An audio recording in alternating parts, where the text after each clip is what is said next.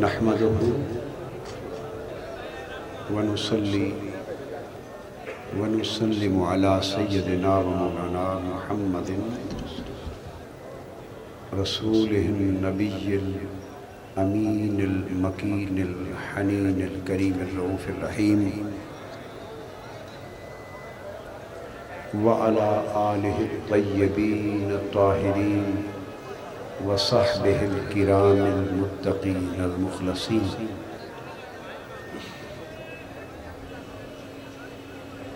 أما بعد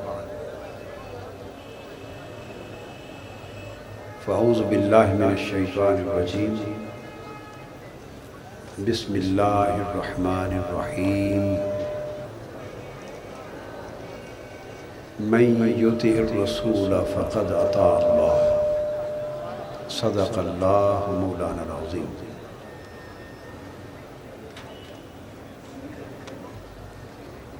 محترم منتظمین محفل میلاد، آج کے اس عظیم الشان جلسہ میلاد مصطفیٰ صلی اللہ علیہ وآلہ وسلم اور محفل نعت کے انعقاد پر اور نہایت خوبصورت انتظام و انصرام پر میں انجمن تحفظ حقوق تاجران کو، تمام انجمن کے عہدیداران، اراکین، کارکنان، تحریک منہاج القرآن کے کارکنان، جملہ مذہبی، دینی، سماجی تنظیمات کے کارکنان، عاشقان مصطفیٰ، غلامان رسول، محبان میلاد اور شرکائے محفل کو صمیم قلب سے مبارکباد پیش کرتا ہوں،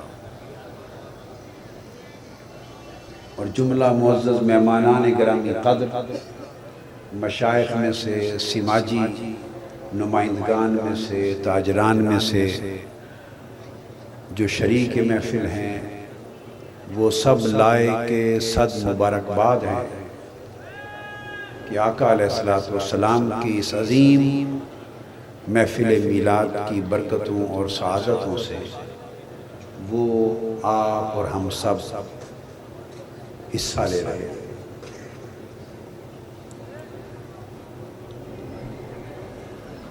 میں بلا تمہید چند ضروری کلمات آج کی محفل کے مبارک موقع پر اور اسی کی مناسبت سے عرض کرنا چاہتا ہوں۔ میں نے جو آیہ کریمہ کا ایک حصہ تلاوت کیا ہے، اس میں اللہ رب العزت نے ارشاد فرمایا، جو کوئی من یطع الرسول فقد اطاع اللہ، جو کوئی رسول گرامی قدر صلی اللہ علیہ وآلہ وسلم، جو کوئی اس برگزیدہ رسول کی اطاعت کرتا ہے، وہ یقیناً اللہ کی اطاعت کرتا ہے۔ اس آیت کریمہ کو بنیاد بنا کر جو تصور آج میں واضح کرنا چاہتا ہوں اور سمجھانا چاہتا ہوں، تو جو تصور میں سمجھانا چاہتا ہوں وہ یہ ہے کہ اس آیت کریمہ سے جو بنیادی نقطہ سمجھنا چاہیے وہ یہ کہ ایمان کی حقیقت اس آیت کریمہ کی روشنی میں کیا ہے۔ ایمان کی حقیقت، یہ بات بنیادی طور پہ ذہن میں بیٹھا لیں کہ ایمان عمل کا نام نہیں ہے، عمل ایمان کے تابع، عمل ایمان کے تابع ہے، ایمان عمل سے مقدم ہے۔ ایمان ہو تو عمل قبول ہوتا ہے، ایمان نہ ہو تو عمل قبول نہیں ہوتا۔ اتنی بات سے یہ واضح ہو گیا کہ ایمان عمل سے الگ ایک حقیقت ہے، جس کے موجود ہونے سے عمل قبول ہوتا ہے اور جس کے موجود نہ ہونے سے عمل مردود ہو جاتا ہے۔ حضور نبی اکرم صلی اللہ علیہ وآلہ وسلم کی بارگاہ میں ایک شخص آیا، وہ کافر تھا، مشرک تھا، اور جنگ ہو رہی تھی۔ دوران جنگ، دوران غزوہ، وہ کافروں کی طرف سے حضور علیہ السلام کے اور اسلام کے خلاف جنگ میں شریک تھا۔ اپنی سواری پر آقا علیہ السلام کے خلاف لڑ رہا ہے۔ دوران لڑائی کے اس کا آمنا سامنا ہو گیا، حضور صلی اللہ علیہ وسلم کے سامنے پہنچ گیا۔ اس نے دیکھا کہ یہ پیغمبر اسلام صلی اللہ علیہ وآلہ وسلم کھڑے ہیں۔ وہ اپنے گھوڑے پر سوار تھا۔ اس نے اپنی سواری پر بیٹھے ہی، اترے بغیر، بیٹھے ہوئے، یہ بات ذہن میں رکھ لیں کہ کافر ہے، مشرک ہے، اسلام کا دشمن ہے، اور اس لمحے تک اسلام کے خلاف جنگ میں شریک۔ اس حالت میں اس نے پوچھا، اے محمد صلی اللہ علیہ وآلہ وسلم، اگر میں کلمہ پڑھ لوں تو بتاؤ مجھے کس شے کی ضمانت دو گے؟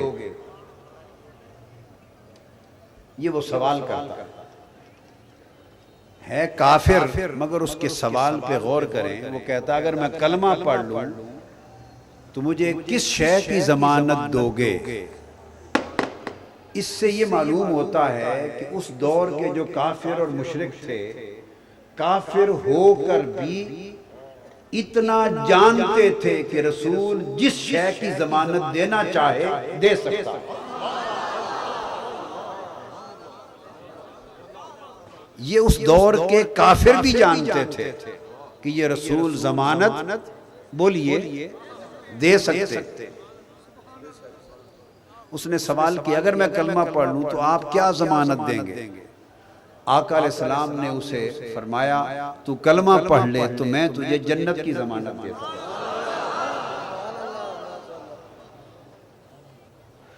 تو آقا کے جواب سے پتہ چلا کہ جنت کی ضمانت کس کے ہاتھ میں ہے؟ بولیے کس کے ہاتھ میں ہے؟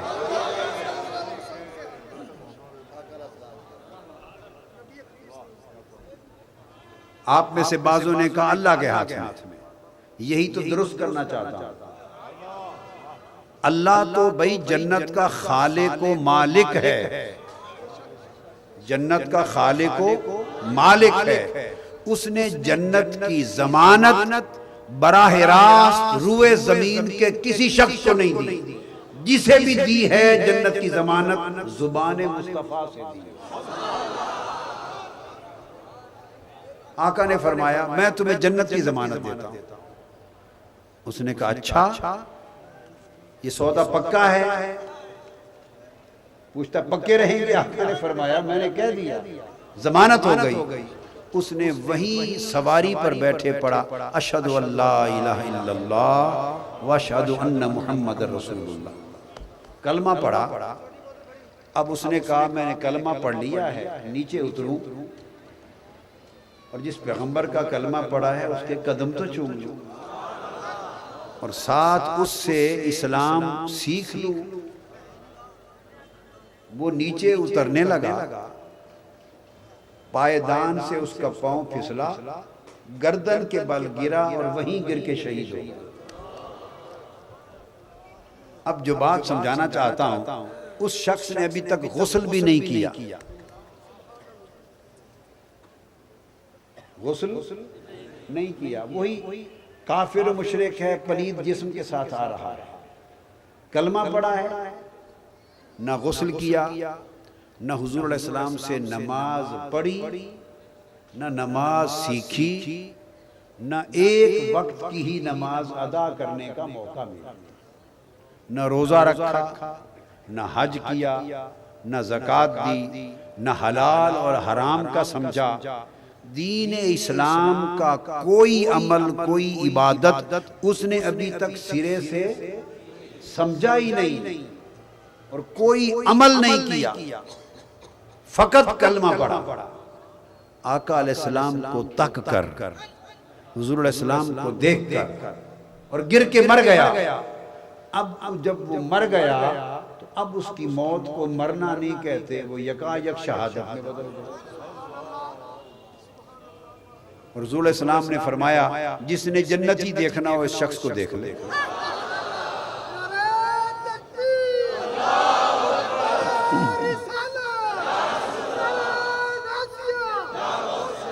اب یہاں سوال پیدا ہوتا ہے کہ وہ جنت میں پہنچا یا نہیں پہنچا؟ اس کو جنت میں کس نے پہنچایا؟ نماز نے؟ اب بولتے آئیے، اس کو جنت میں کس نے پہنچایا؟ نماز نے؟ ابھی تو اس نے پڑھی نہیں ہے۔ روزے نے پہنچایا؟ حج نے پہنچایا؟ زکوٰۃ نے پہنچایا؟ اعمال نے پہنچایا؟ اس بیچارے نے تو ابھی عمل سیکھا ہی نہیں ہے، کرنا کیا ہے؟ تو وہ جنتی ہو گیا۔ تو کس شے نے پہنچایا؟ ایمان۔ تو آپ نے دیکھا کہ عمل ایک بھی ابھی اس کے پلے میں نہیں ہے، مگر ایمان آ گیا، ایمان نے جنت میں پہنچا دیا۔ اب یہاں تک نکتہ سمجھ گئے؟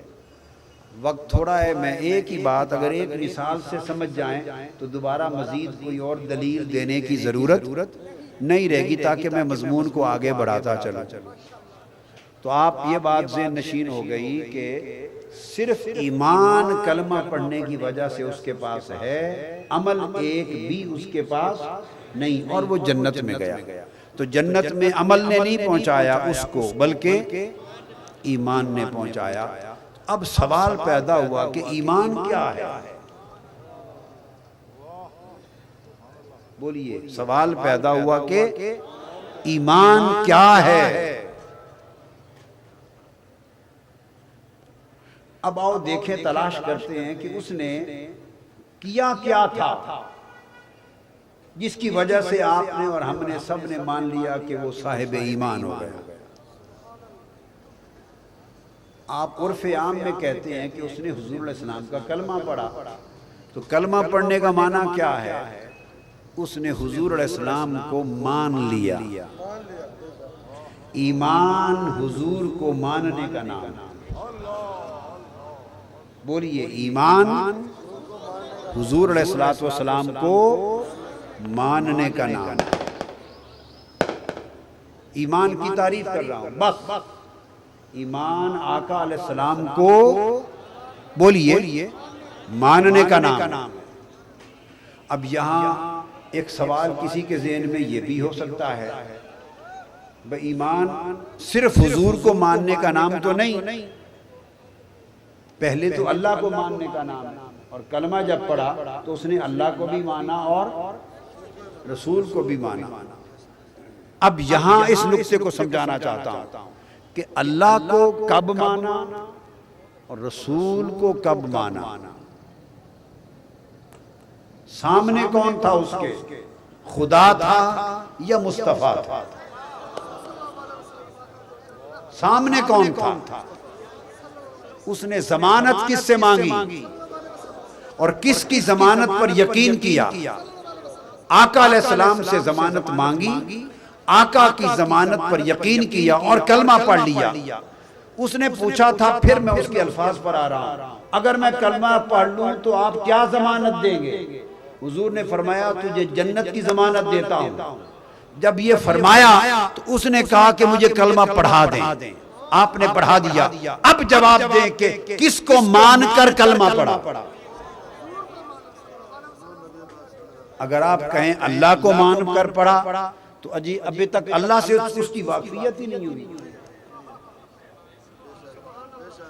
اللہ کو دیکھا نہیں ہے، اللہ کو سنا نہیں ہے، اللہ کا کلام نہیں جانا، قرآن نہیں جانا، وحی کی خبر نہیں، جبرائیل کی خبر نہیں، وہ تو شرک سے نکل کے آ رہا ہے، جنگ لڑتا لڑتا اس کی نگاہ خدا کے چہرے پر نہیں پڑی، مصطفیٰ کے چہرے پر پڑی،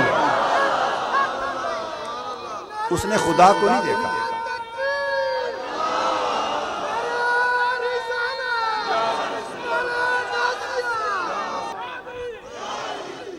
آیا تو جنگ کرنے تھا، سواری پر تھا، لڑنے کے لیے آیا تھا، لڑ رہا تھا، یکایک نگاہ ایک چہرے پر پڑی، وہیں ٹک گئی، رک گئی، اس نے کہا کہ اس چہرے پہ کچھ ہے،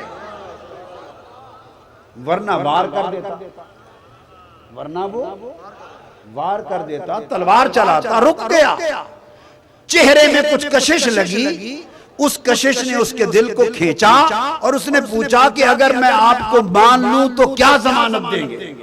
حضور نے فرمایا جنت کی۔ اس نے حضور کی زبان پر یقین کر لیا، زبان مصطفیٰ پر یقین کر لیا، تو حضور کے کہے پر یقین کیا، کلمہ پڑھ لیا، تو گویا ایمان حضور کے کہے کو مان لینے کا نام ہے۔ ایمان حضور صلی اللہ علیہ وسلم کے کہے کو بولیے مان لینے کا نام۔ تو آقا نے فرمایا، اس نے مان لیا، یہ ایمان۔ اب رہ گیا خدا کو ماننا، وہ بات سمجھے، رہ گیا خدا کو ماننا۔ اس بات کو ذرا غور سے دیکھ، آقا علیہ السلام کوہ صفا پہ کھڑے ہیں، تمام قریش کافر مشرک مکہ کے جمع ہیں، تو حضور علیہ السلام ان سے فرماتے ہیں لوگو، یہ صحیح بخاری میں ہے، فرماتے ہیں لوگو اگر میں تم سے یہ کہوں،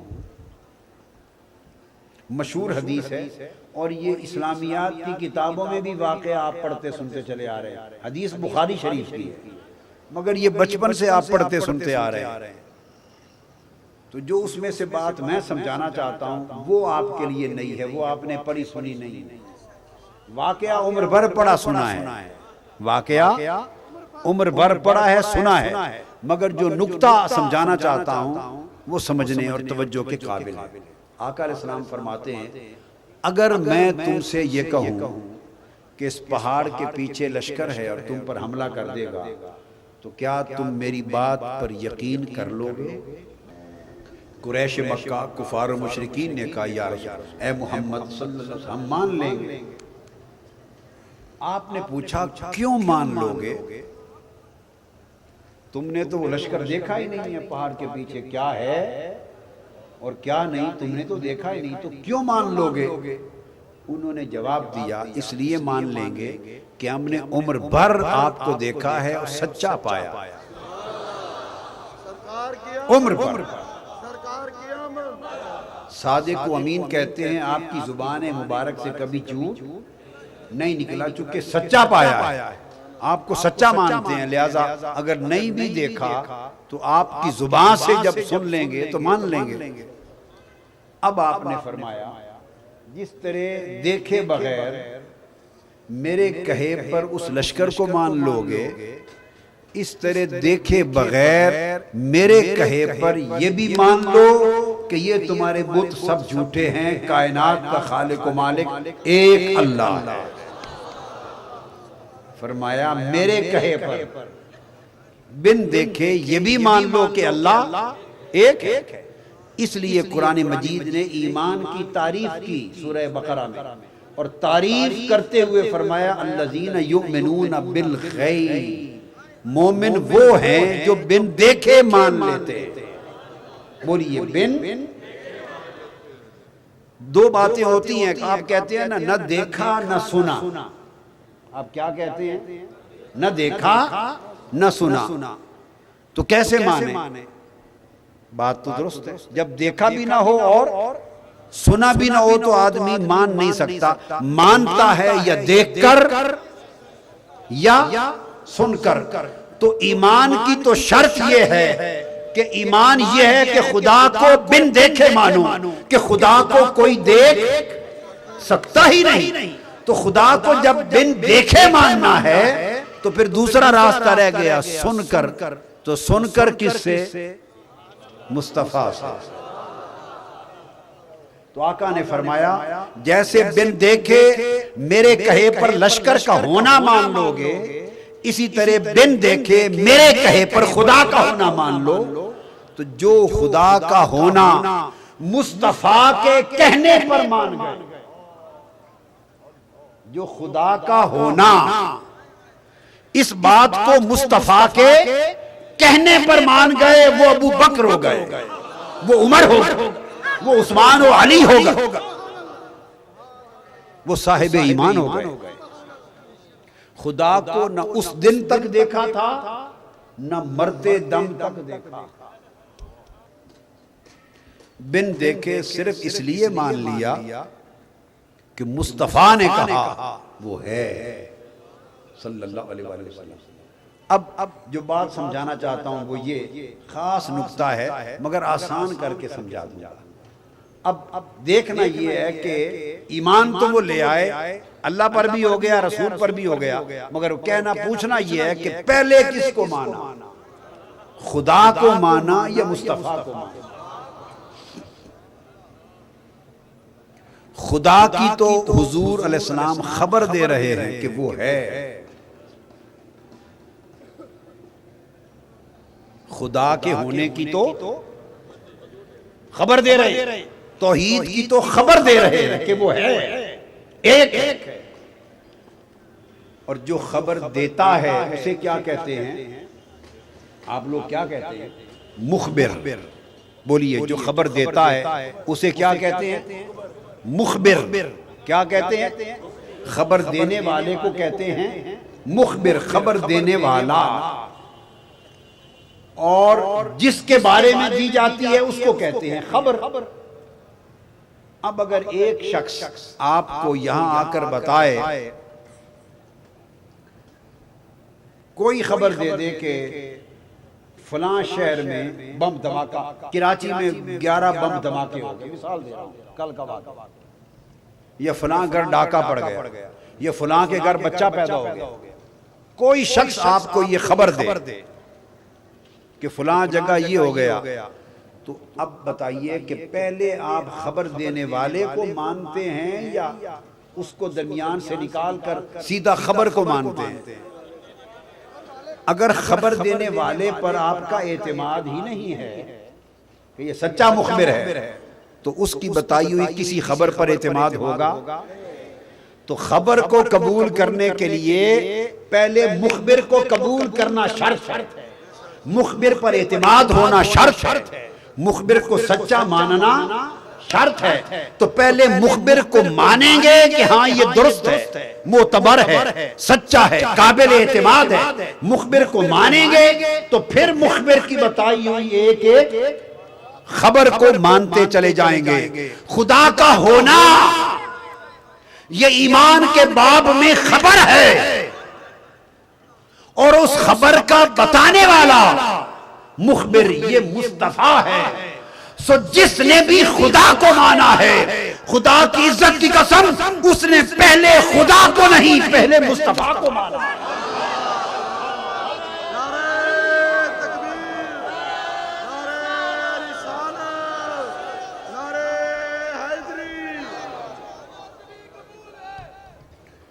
اس نے پہلے مصطفیٰ کو مانا ہے۔ حضور نے فرمایا وہ ہے۔ اب آپ اس تسلسل کو سمجھیں، ہم مانتے چلے گئے جی ہاں وہ ہے۔ حضور نے فرمایا وہ ایک ہے، ہم نے مان لیا ایک ہے۔ حضور نے کہا نہ دو ہیں نہ تین ہیں، ہم مان گئے نہ دو ہیں نہ تین ہیں۔ حضور نے فرمایا یہ اس کا کلام قرآن ہے، ہم مان گئے قرآن ہے۔ یہ جبرائیل لایا ہے، مان گئے جبرائیل لایا ہے۔ فرمایا یہ کعبہ ہے، مان گئے کعبہ ہے۔ فرمایا یہ نماز ہے، مان گئے نماز ہے۔ فرمایا حساب و کتاب ہوگا، مان گئے حساب و کتاب ہوگا۔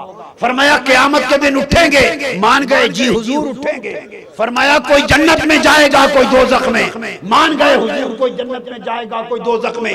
ارے داروغہ والا کے اجتماع میں بیٹھنے والوں، قسم کھا کے بتاؤ ان ساری چیزوں پر جن حضور نے فرمایا فرشتے ہیں، مان گئے حضور فرشتے ہیں، جتنی چیزوں کو مانتے پھرتے ہو کسی ایک کو بھی آنکھوں سے دیکھا؟ کسی ایک شے کو بھی آنکھوں سے دیکھا ہے؟ نہ خدا کو دیکھا، نہ اس کی صفات کو دیکھا، نہ ملائکہ کو دیکھا، نہ عالم امر دیکھا، نہ قرآن کی وحی کو اترتے دیکھا، نہ جبرائیل کو دیکھا، نہ قبر کے اندر کو دیکھا، نہ بعد الموت دیکھی، نہ قیامت دیکھی، نہ حساب کتاب دیکھا، نہ دوزخ و جنت دیکھا۔ ارے ایمان مجمل ہو یا مفصل، جو کچھ ایمان لیے پھرتے ہو اس کا ایک ایک جز بھی صرف اور صرف مصطفیٰ کے بتانے کا معنی ہے۔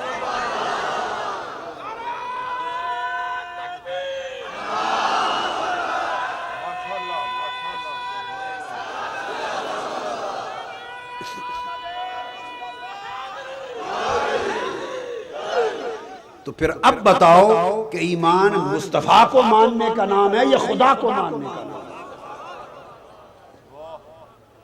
مصطفیٰ کو مانا تو اس کے ماننے سے خدا کے ماننے کی راہ نکلی۔ حضور کو مانا تو حضور نے خدا منوایا، ہم نے حضور کو مانا، حضور نے ہم سے خدا منوا لیا۔ ہم حضور کی بارگاہ تک پہنچے، حضور نے خدا تک پہنچا دیا۔ تو گویا ایمان اصل میں حضور کو ماننا ہے صلی اللہ علیہ وآلہ وسلم۔ جب آپ حضور علیہ السلام کو مانتے ہیں تو حضور کے ماننے میں پھر سب ماننے آ جاتے ہیں۔ اصل یہ اب ماننا کیسے ہوتا ہے؟ ماننا اس وقت تک نہیں ہوتا جب تک اعتماد نہ کریں۔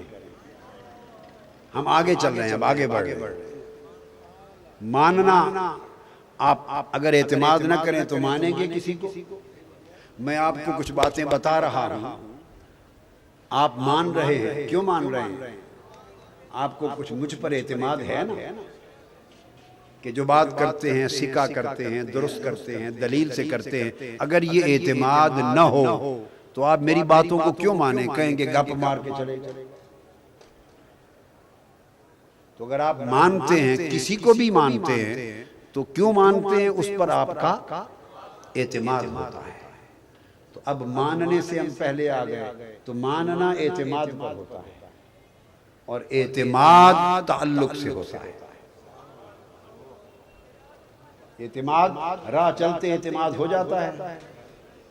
بتائیے، آپ ایک دکان پہ سودا لینے گئے، سودا لیا، اور ایک شخص یوں ہی چلتے گزر جاتا ہے۔ ایک شخص روزانہ سودا لیتا ہے ایک دکان سے، اور وہ دیکھتا ہے ہر روز سودا لے لے کر کے اس نے کبھی کم نہیں تولا، کبھی گھٹیا چیز نہیں دی، اعلیٰ نفیس شے دیتا ہے، تول سے زیادہ دیتا ہے، وقت پر دیتا ہے، اچھا مال دیتا ہے۔ تو یہ سارا جو اعتماد بنا یہ تعلق کی بنیاد پہ بنا۔ اور ایک شخص جو گزر جاتا ہے، اسے کیا پتا کہ یہ دکاندار قابل اعتماد ہے یا نہیں؟ تو اعتماد تو تعلق اور واسطے سے بنتا ہے۔ بولیے، اعتماد تعلق اور واسطے سے بنتا ہے۔ تو جو واسطے کا ہی انکار کرے اس کا تعلق کیسے بنے گا؟ جو واسطے کے قریب نہ لگے اس کا تعلق کیسے بنے گا؟ آپ میری بات کو سمجھ گئے نا؟ تو اعتماد تعلق پر ہے۔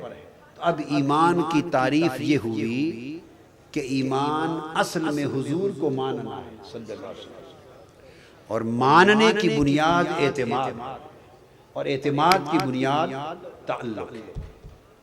تو جا کے مضمون ختم یہاں ہوا کہ ایمان حقیقت میں مصطفیٰ سے تعلق کا نام ہے صلی اللہ علیہ وسلم۔ اعتماد آقا علیہ السلام سے، بولیے، تعلق کا نام ہے۔ تعلق حضور سے جس کا جتنا مضبوط ہے اس کا ایمان اتنا مضبوط ہے۔ اب لوگ پوچھتے ہیں کہ یہ جو ربیع الاول آ گیا اور ہر طرف یہ محافل میلاد شروع ہو گئی، جلوس میلاد شروع ہو گئے، جلسہ ہے میلاد ہو گئے، کمکمے لگ گئے، روشنیاں ہو گئیں، جلسے ہو گئے، عمرے کے ٹکٹوں کے لیے پیسے لوگوں نے خرچ کرنے شروع کر دیے، خوشیوں میں یہ ہو رہا ہے، نعت خوانوں کو بلایا جا رہا ہے، ایک دھوم مچی ہے۔ یہ پوچھتے ہیں یہ سب کچھ کیوں ہے؟ یہ سب کچھ سادہ جواب ہے، ان کا تعلق جو ہوا حضور سے، تعلق ہے اس لیے۔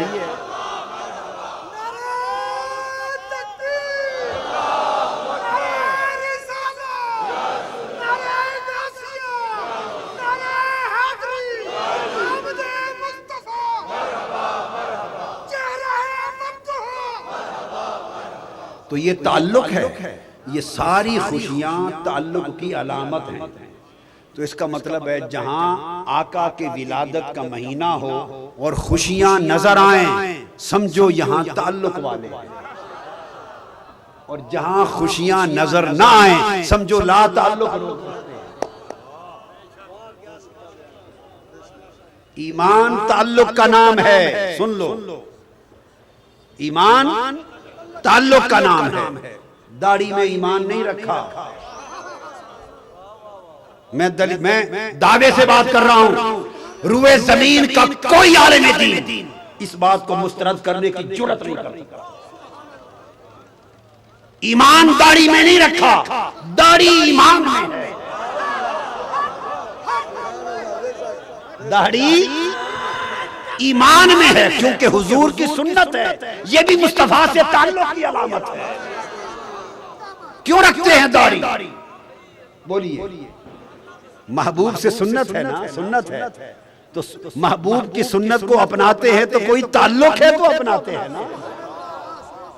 میری بات آپ سنیں گے نا؟ اللہ نے فرمایا نماز پڑھو، صحابہ اکرام نے عرض کیا یا رسول اللہ حکم تو آ گیا نماز پر، قرآن میں تو طریقہ ہی نہیں بتایا، کیسے پڑھیں؟ تو حضور نے فرمایا تمہیں کیا پریشانی ہے، تمہارا تو تعلق ہے میرے ساتھ۔ آقا تو کیا کرے؟ حدیث بخاری فرمایا صلو کما رأیتمونی اصلی، تمہیں تو کسی مدرسے میں جانے کی بھی ضرورت نہیں ہے، مدرسے میں جانے کی ضرورت نہیں ہے، مجھے دیکھو جیسے میں کرتا ہوں بس اسی طرح کرتے جایا کرو، نماز ہو جائے گی۔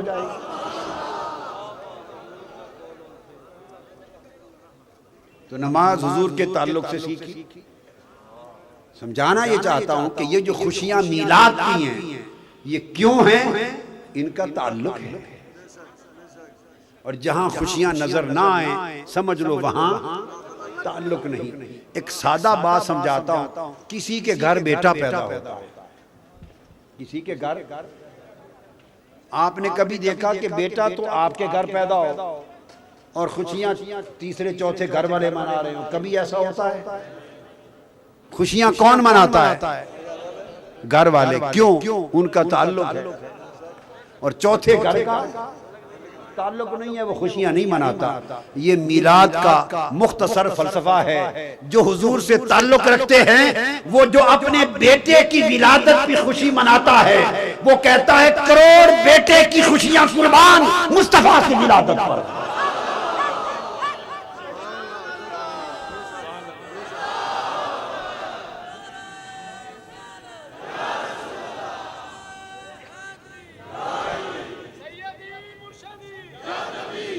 تو بات یہ سمجھا رہا تھا، اس کو پکا کر کے باندھ لیں کہ ایمان حضور علیہ السلام سے تعلق کا نام ہے، لہٰذا اس تعلق میں جو جو عمل ظاہر ہوتا جائے گا وہ ایمان میں تابع خیر و برکت ہوتا جائے گا۔ اب اس تعلق کی بات بتاتا ہوں، محفل میلاد کا سما ہے، تعلق کی بات سمجھا رہا ہوں۔ اللہ پاک نے فرمایا قرآن مجید میں حضور سے تعلق جوڑنے کی تلقین کی، تعلق فرمایا ان اللہ و ملائکتہ یصلون علی النبی، بے شک اللہ اور اس کے سارے فرشتے، یہ میں ترجمہ کر رہا ہوں، آپ جو ترجمے سنتے رہتے ہیں اس میں سارے کا لفظ نہیں ہوتا، یہ ہوتا ہے کہ بے شک اللہ اور اس کے فرشتے، نہیں میں ترجمہ کر رہا ہوں بے شک اللہ اور اس کے سارے فرشتے. قاعدہ یہ ہے ملائکتہ، ملائکہ ملک کی جمع ہے، ہو ضمیر ہے، مضاف اور مضاف الیہ بن گئے. عربی کا قاعدہ ہے کہ جب جمع کا صیغہ ہو کہ اضافت آئے، مضاف ہو، تو وہ ساروں پر شامل ہو جاتا ہے. تو ملائکتہ اس کے سارے فرشتے کیا کرتے ہیں؟ یصلون علی النبی، ہر وقت. یہ بھی میرا ترجمہ ہے، ہر وقت نبی پر درود و سلام بھیجتے رہتے ہیں. اب تعلق بتا رہا. آپ کہیں گے ہر وقت، یہ لفظ کہاں سے آ گیا؟ پہلے تو نہیں کسی سے سنا. ہر وقت یہی سنا ہے کہ درود بھیجتے ہیں. آپ نے کہا ہر وقت. یصلون کا جو لفظ ہے یہ صیغہ مضارع کا ہے. کیا؟ اور مضارع کے صیغے میں حال اور مستقبل دونوں شامل ہوتے ہیں اور استمرار ہوتا ہے، دائمی، ہمہ وقت جاری رہنا. اس میں حال بھی ہے یعنی بھیجتے رہتے ہیں، اور مستقبل بھی ہے بھیجتے رہیں گے. حال اور مستقبل دو زمانے ختم ہو جائیں تو عمل کبھی منقطع نہیں ہوتا. ماضی ہو تو عمل ختم ہو جاتا ہے. کیا؟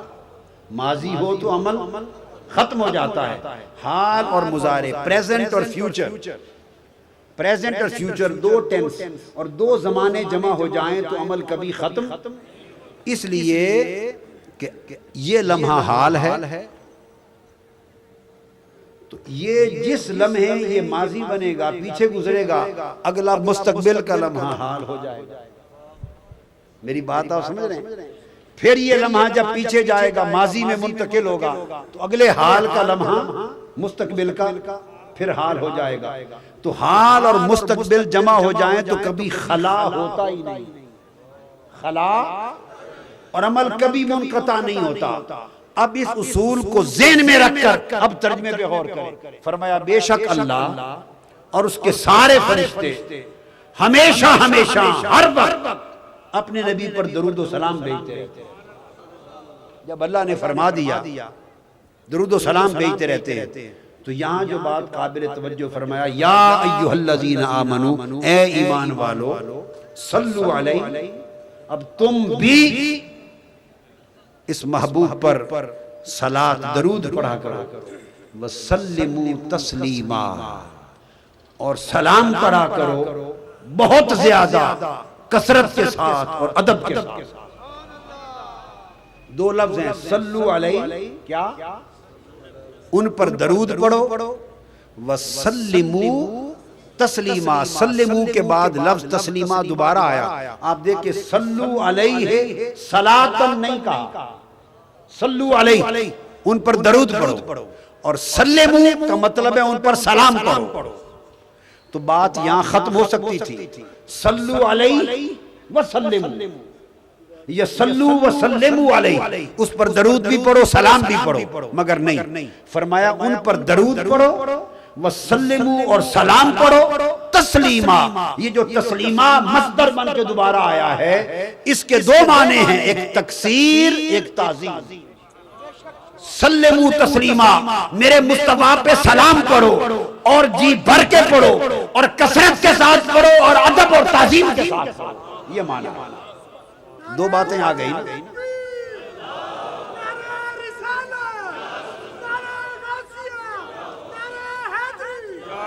اب جو بات سمجھنے والی وہ یہ حکم کیوں دیا کہ میرے محبوب پہ سلام پڑھا کرو؟ کیوں حکم دیا؟ میں نے بات سمجھائی کہ ایمان کی بنیاد، بولیے، تعلق. ایمان کیا ہے؟ حضور سے تعلق، اور سلام سے بہتر تعلق پیدا کرنے کا ذریعہ. آپ دیکھیں اگر دو آپس میں ناواقف ہوں، دو آدمی آپس میں ناواقف ہوں اور ان کا آپس میں کوئی تعلق نہ ہو اور آئیں اور گزر جائیں، کبھی تعلق نہیں بنے گا. یہ میری بات بڑی سادہ ہے اور عمر بھر کام آئے گی. جب بھی تعلق بنے گا ابتدا کہاں سے ہوگی؟ السلام علیکم. کیا؟ جب بھی تعلق بنے گا کہاں سے ابتدا ہوگی؟ السلام علیکم. سلام ہوگا تو تعلق کی ابتدا ہوگی. اور آپ 100 بار مجلس میں ایک دوسرے کے پاس بیٹھے گزر جائیں، سلام نہ کریں. سلام بغیر سلام کیے تعلق بن ہی نہیں سکتا. مغرب میں چلے جائیں عالم کفر میں تو وہاں تعلق بنانے کے لیے ہر ایک کے تعلق کا ایک ذریعہ بنا. وہ کہتے ہیں ہیلو ہاؤ آر یو. وہ تعلق بنانے کے لیے ہیلو کرتے ہیں. کوئی ایک رابطے کا تعلق کا ایک لفظ بنا رکھا ہے. مسلمانوں میں تعلق کے پیدا کرنے کا کیا ہے؟ السلام علیکم. اب کسی سے پوچھ لیں کہ سلام کیے بغیر مسلمان کا مسلمان سے تعلق بنتا ہے؟ نہیں بنتا. تو سلام سے آپس میں آپ کا تعلق بغیر سلام کے نہیں بنتا. وہ کیسا امتی ہے جو حضور پہ سلام بھی نہ پڑھے اور حضور سے تعلق کا دعویٰ بھی کرے.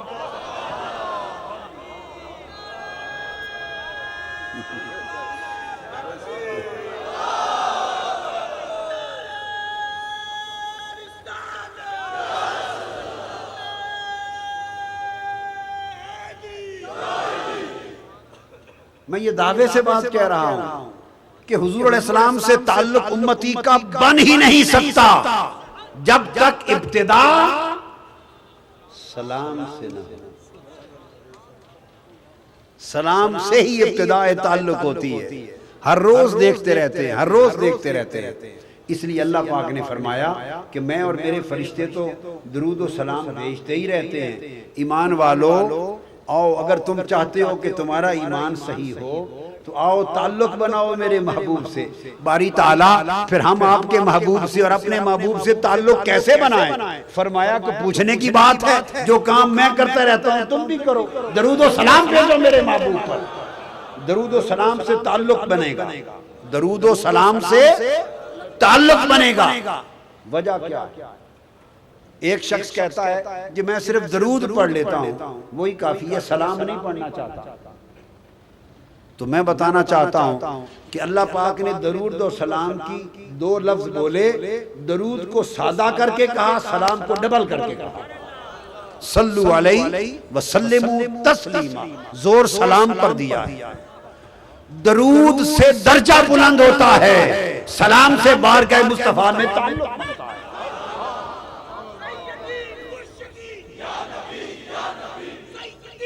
یہ بات لکھ لیں، آپ 1,00,000 درود روزانہ پڑھیں.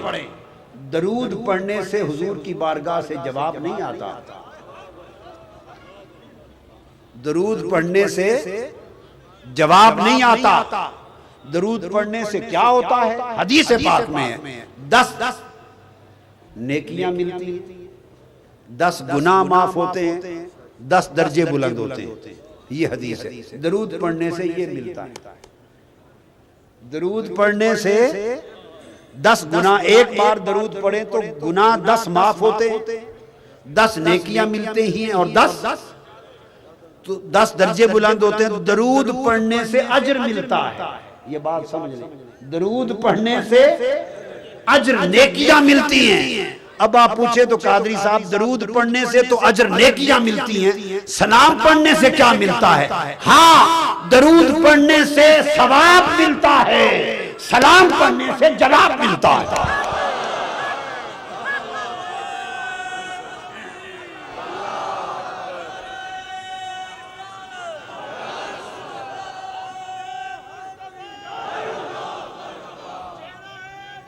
میرا جملہ عمر پر یاد رکھ لینا کہ درود پڑھنے سے ثواب ملتا ہے، سلام پڑھنے سے یار کا جواب ملتا ہے. اپنے اپنے سودے کی بات ہے. جو ثواب کا طالب ہے وہ صرف درود پڑھتا پھرے.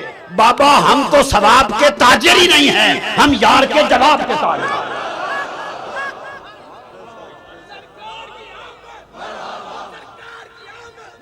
عاشق لوگ ثواب کی تجارت نہیں کیا کرتے. حضور داتا گنج بخش علی ہجویری لکھتے ہیں اور بابا فرید بیان فرماتے ہیں کہ ایک شخص 70 سال سے ایک پہاڑ کے غار میں عبادت میں بیٹھا تھا.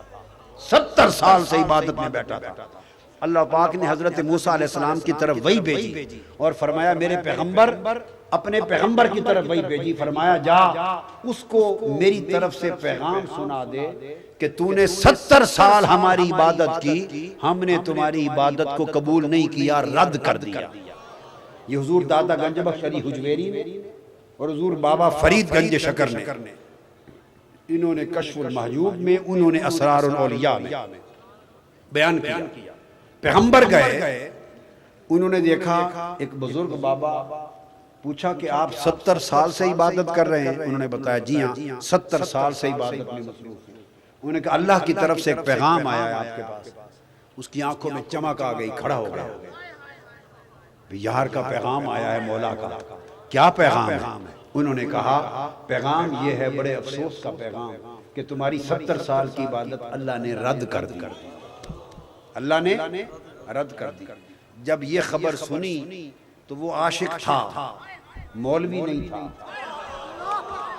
خشک مولوی، فتوہ باز مولوی، ثواب کا تاجر نہیں تھا، یار کے جواب کا طالب تھا۔ جب یہ سنا نا کہ 70 سال کی عبادت رد ہو گئی، وہ خوشی سے ناچنے لگ گیا، وہ خوشی سے ناچنے لگ گیا۔ پیغمبر نے پوچھا پتہ تو تھا مگر تربیت ہے نا ہو رہی ہے، آپ کو بتانا چاہتے ہیں۔ پوچھا بھی تیری تو 70 سال کی عبادت چلی گئی، تو چیختا تڑپتا مر جاتا، اور تو الٹا خوشی سے ناچ رہا ہے، بات کیا ہے؟ اس نے کہا وہ میری عبادت قبول کرے یا رد کرے، مجھے اس سے غرض ہی نہیں، یہ اس کا کام ہے۔ عبادت قبول کرے یا رد کرے مالک کا کام ہے، مجھے اس سے غرض ہی نہیں، میں تو ناچتا اس لیے ہوں کہ میری عبادت کام آ گئی۔ اس نے کہا کیسے؟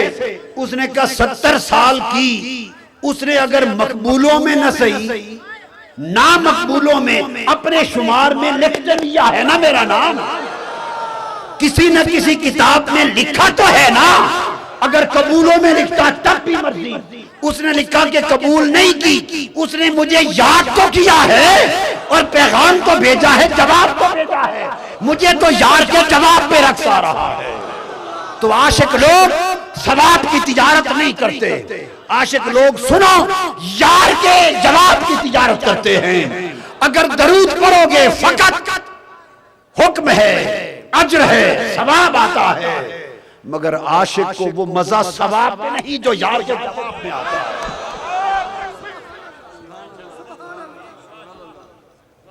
تو حدیث پاک میں حضور نے فرمایا کہ مومن جس جگہ سے بھی حضور پر سلام پڑھے، حضور اس کا جواب دیتے۔ حدیث پاک ما من مسلم یسلم علی، کوئی مسلمان کہیں سے بھی مجھ پر سلام پڑھے تو فرمایا میں اس کو جواب دیتا ہوں۔ تو کیسے جواب دیتے ہیں؟ سلام پہنچتا ہے تو جواب دیتے ہیں، پڑھنے والے کو جانتے ہیں تو جواب دیتے ہیں، زندہ ہیں تو جواب سنتے ہیں، زندہ ہیں تو جواب دیتے ہیں۔ ارے جھگڑے کیسے؟ تو سلام سے تعلق بنتا ہے، جو تعلق سلام سے بنتا ہے۔ آپ نے کہا السلام علیکہ یا رسول اللہ، یار نے جواب دیا وعلیکہ السلام یا امتی، میرے امتی تجھ پر بھی سلام ہو۔ تو جب یار کے لب ہل گئے اور آپ کو سلامتی کا جواب آ گیا، یہیں سے تعلق شروع ہو گیا، یہیں سے تعلق شروع ہو گیا۔ تو سلام سے تعلق بنتا ہے، اس لیے جب میلاد کا موسم آتا ہے تو یارو یہ محبوب سے تعلق جوڑنے کا موسم ہے، اس لیے نعتیں ہوتی ہیں، درود و سلام ہوتے ہیں تاکہ ٹوٹے تعلق جڑ جائیں، ٹوٹے تعلق جڑ جائیں۔ اور پھر اجر اس کا، یہ جو درود سے اجرت ملتی ہے، درود سے اجرت ملتی ہے، سلام سے قربت ملتی ہے۔ اس لیے اللہ پاک نے سلام پہ دوہرا زور دیا، سلمو تسلیما، دوہرا زور دیا۔ اب آگے جو بات سمجھا رہا ہوں وہ یہ، اس کی اہمیت کا عالم یہ ہے چونکہ بنیاد ایمان کی تعلق ہے، اور تعلق کا بہترین ذریعہ سلام ہے۔ تعلق کا بہترین ذریعہ سلام ہے۔ اب درود و سلام چونکہ میلاد کا خاصہ ہے، محفل میلاد اسی لیے سجائی جاتی ہے۔ اب جو خاص چیز ہے وہ یہ کہ اللہ پاک نے فرمایا نماز پڑھو۔ کیا خود نماز پڑھتا ہے؟ جی یہ بات سمجھ، خود نماز پڑھتا ہے؟ تو پتہ چلا نماز اللہ کا حکم ہے، اللہ کی سنت نہیں۔ نماز اللہ کا حکم ہے، اللہ کا عمل، اللہ کا عمل کو سنت کہتے ہیں نا۔ اگر اللہ خود بھی جس چیز پہ عمل کرے تو اللہ کی سنت ہو گئی نا۔ قرآن مجید نے فرمایا لن تجد لسنت اللہ تبدیلا، اللہ کی بھی سنت ہوتی، اللہ کی بھی سنت ہوتی۔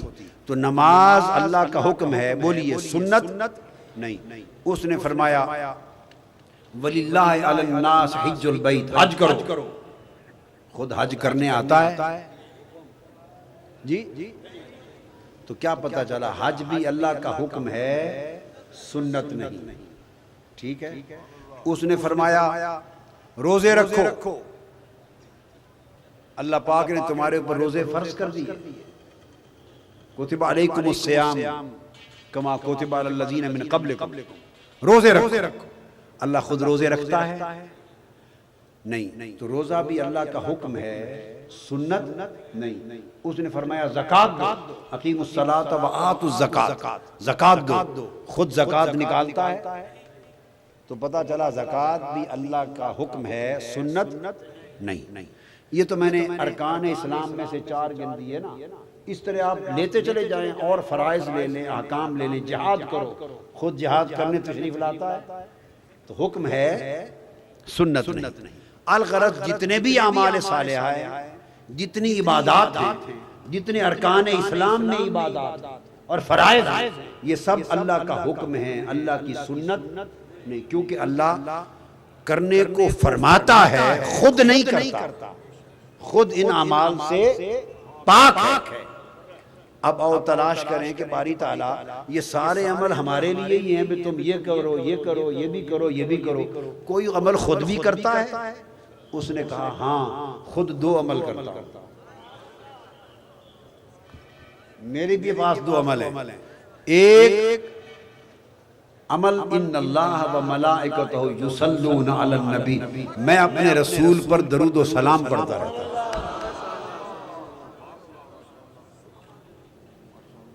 کیا؟ نبی پر درود و سلام پڑھتا ہوں۔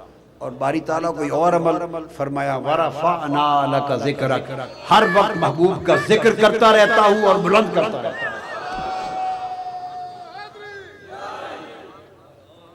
اللہ کے 2 عمل ہیں، ہر وقت حضور کا ذکر کرنا اور حضور کے ذکر کو بلند کرنا، اور ہر وقت حضور پر درود و سلام پڑھنا۔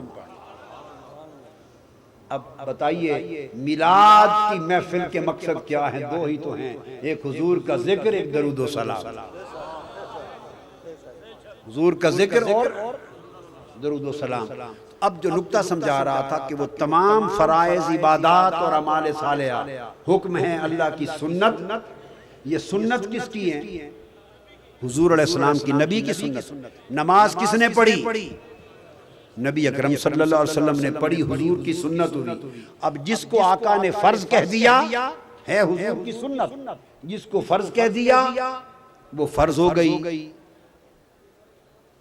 جس کو فرض نہ کہا مسلسل پڑھا سنت ہو گئی، جس کو مسلسل نہ پڑھا، کبھی پڑھا کبھی نہیں، وہی نفل ہو گئی۔ تو نماز اصلاً حضور کی سنت، حج حضور کی سنت، روزہ اصلاً حضور کی سنت۔ میں لفظ بول رہا ہوں اصلاً، سنت کا مطلب ہے یعنی حضور کے کیے ہوئے عمل۔ پھر درجہ ان کا الگ ہو جاتا ہے، کوئی فرض، کوئی سنت، کوئی نفل، پھر درجہ کی بندی الگ ہے۔ تو نماز، روزہ، حج، زکوٰۃ سب فرائض اللہ کی سنت نہیں، یہ سب حضور کی سنت ہے۔ اور حضور پر درود و سلام پڑھنا یہ اللہ کی سنت ہے۔ اب میں ایک علمی نکتہ سمجھانے والا ہوں اور بڑے سادہ طریقے سے آپ سمجھ جائیں گے. یہ سارے اعمال نماز روزہ زکوٰۃ یہ ہوئے حضور علیہ السلام کی سنت اور حضور پر درود و سلام اور حضور کا کثرت ذکر درود و سلام یہ ہوا اللہ کی سنت. تو دو سنتیں سامنے آ گئیں, اللہ کی سنت درود و سلام, حضور علیہ السلام نبی کی سنت نماز روزہ. اب درجہ اللہ کا بلند ہے یا نبی کا؟ بولیے درجہ کس کا بلند ہے؟ بے شک اللہ کا بلند ہے. جو نبی کے درجے کو اللہ سے بلند کہے یا اللہ کے معاذ اللہ برابر بھی کہے وہ کافر اور مشرک ہو گیا. درجہ اللہ کا بلند نبی سے. تو جب نبی سے اللہ کا درجہ بلند ہے تو کس کی سنت کا درجہ بلند ہوگا؟ کس کی عمل کا درجہ بلند ہوگا؟ بولیے نا. اللہ کا درجہ بلند, اللہ کی صفت کا درجہ بلند, اللہ کے نام کا درجہ بلند, اللہ کے فعل کا درجہ بلند, اللہ کے عمل کا درجہ بلند, اللہ کی سنت کا درجہ بلند. تو جس طرح اللہ کا درجہ نبی سے بلند ہے اسی طرح اللہ کی سنت کا درجہ نبی کی سنت سے بلند ہے. نماز روزہ حج زکوٰۃ نبی کی سنت ہے اور مصطفیٰ پر درود و سلام خدا کی سنت ہے. لوگوں نماز روزہ حج زکوٰۃ فرض صحیح مگر درود و سلام خدا کی سنت ہونے کی نسبت سے ہر عمل سے بلند تر ہے. آپ نے درود و سلام پڑھا ہے نا, نماز تو نہیں پڑھی. بغیر نماز کے درود و سلام قبول ہوا یا نہیں؟ بغیر نماز پڑھے درود و سلام قبول ہے یا نہیں؟ یہ تو قبول ابھی کروا دیا نا میں نے, بیٹھے بیٹھے ثابت کر دیا نا. بغیر نماز کے درود و سلام قبول ہے. اب کائنات کا کوئی شخص بغیر درود و سلام کے نماز قبول کرا کے دکھا دے.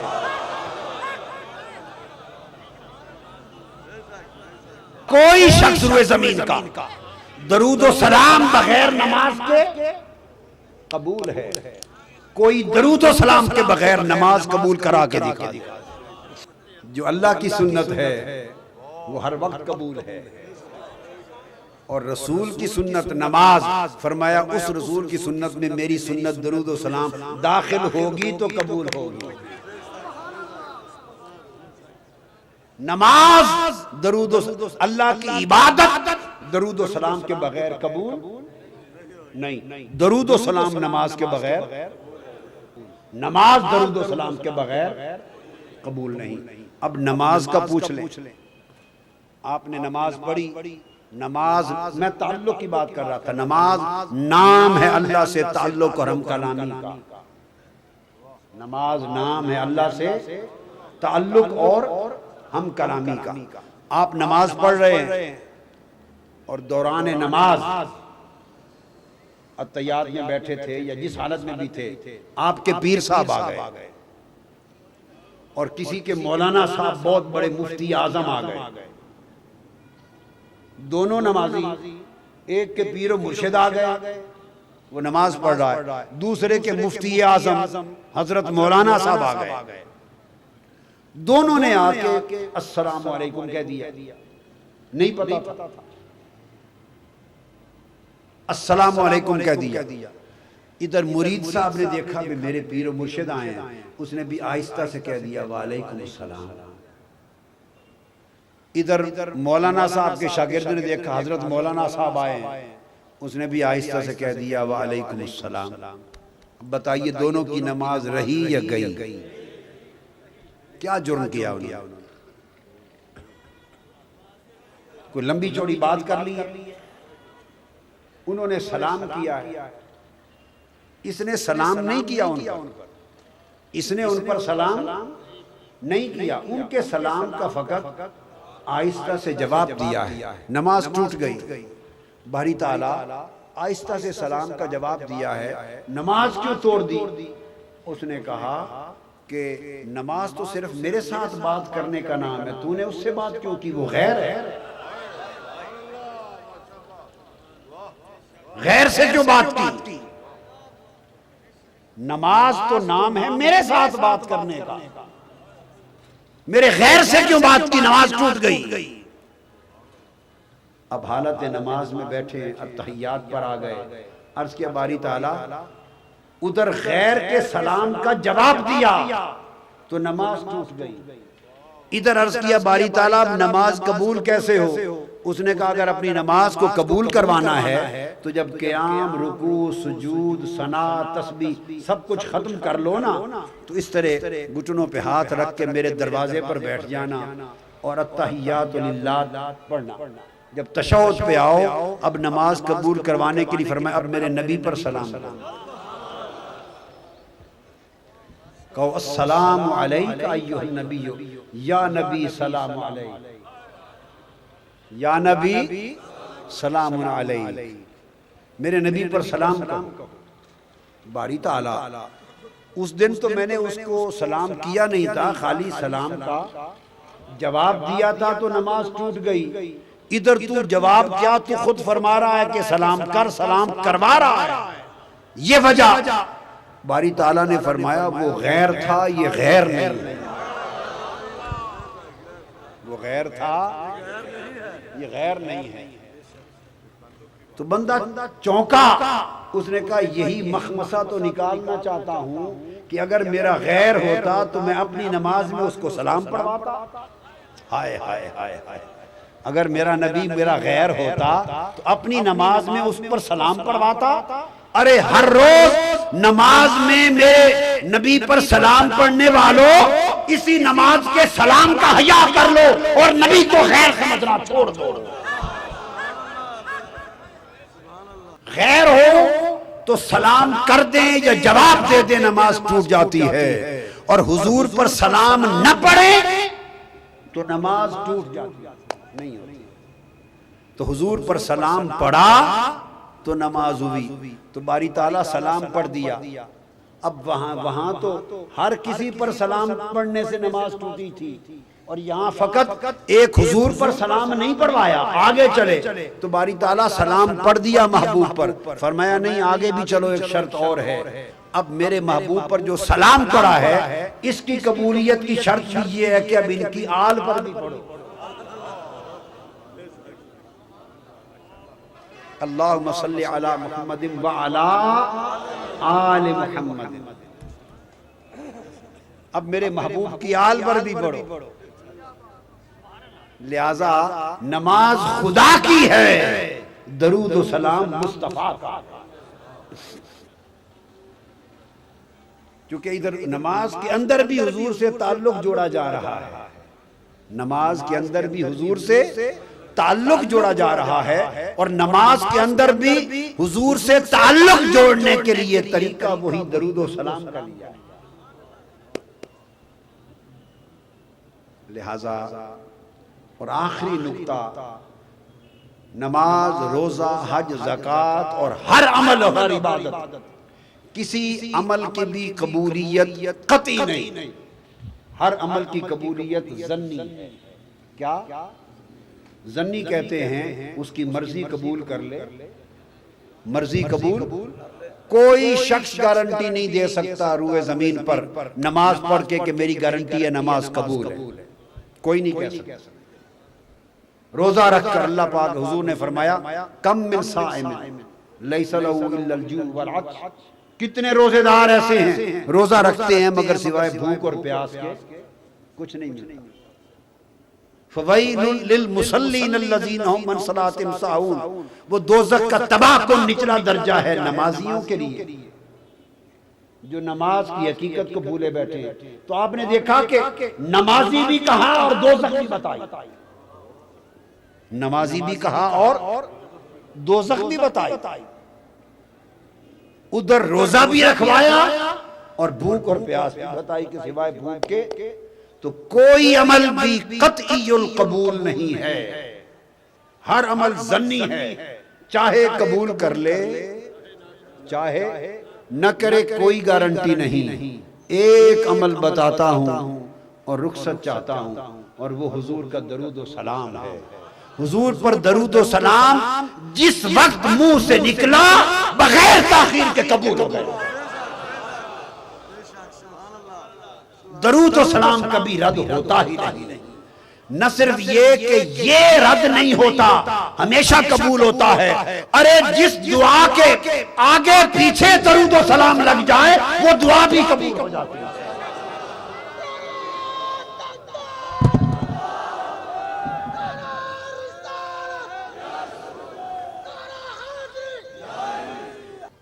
اللہ پاک آپ کی اس محفل میلاد کو قبول فرمائے، اور وہ زمین پر محفل میلاد جو ہو رہی ہیں چونکہ حضور کے ذکر اور درود و سلام کے لیے ہو رہی ہیں، یہ قبول ہی قبول ہے۔ پھر آپ عمرے کے ٹکٹ دیں گے وہ پھر قبول تر ہے، اور حضور کے میلاد کی خوشی میں جو خرچ کر رہے ہیں وہ جمع کرنے سے بہتر اور بہتر تر ہے۔ اللہ تبارک و تعالی آقا کے میلاد کے صدقے ہمارا تعلق آقا سے جوڑ دے۔ وما علینا الا البلاغ۔ السلام علیکم ورحمۃ اللہ۔